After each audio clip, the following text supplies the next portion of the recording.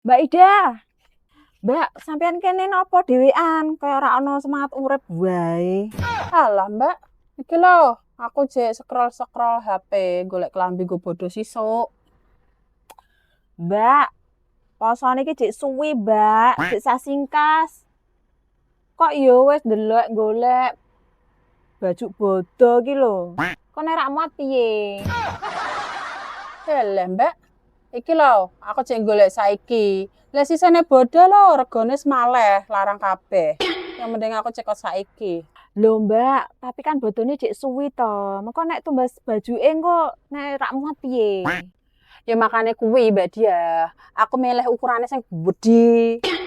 Ben tekan lebaran, jek tetep muat.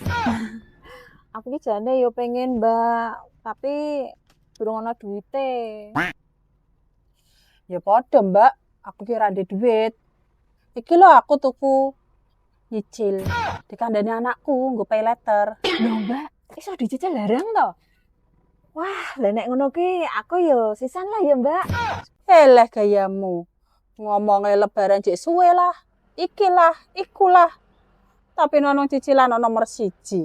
Lho, kan sisan to, Mbak. Dewe engko pesane bareng nyicile. Senane barang cicilan. Ya wis aku nek ngono melu geser-geser. Aku tak melu milih barang to, Mbak. Piye to ki ora cetoki. Ini juga kan itu aku ya, Mbak. Murah ya. Ya, iki, Mbak. Ki lho, apa ya ki lho, api.